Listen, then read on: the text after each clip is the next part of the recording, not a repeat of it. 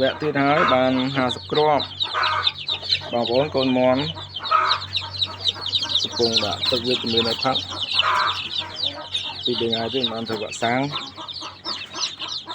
50គ្រាប់មានចំនួន50គ្រាប់ហើយនៅនោះអង្គទូអត់ទាន់យកចេញទេនៅ50គ្រាប់ទៀតអង្គទូ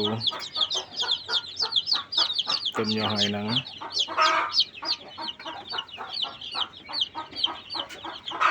ទូដែលខ្ញុំបានធ្វើមិនសមអញឥឡូវចេញបានប៉ុណ្្នឹងហើយបងប្អូន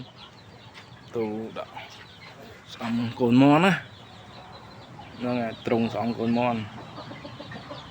បើមិនដាក់ទ្រុងយ៉ាងទេប្រឡែងវាដល់ងាប់អស់ហើយអានេះមកដាក់កូនមន់ហើយនេះមេបារបស់ខ្ញុំប្រឡែងការកាត់ពូជរបស់ខ្ញុំគឺខ្ញុំប្រឡែងឲ្យវាដើរសេរីបាទដើរសេរីមេ30ឈ្មោល8មេ30ឈ្មោល8បាទបានធ្វើទ្រុងមិនបាក់មិនទេគឺកាត់ឲ្យធម្មជាតិហ្មងប្រឡែងវាដើរតពូជពេញទឹកពេញដីទៅទីធ្លាវាធំដែរទីធ្លាចកាខ្ញុំហ្នឹង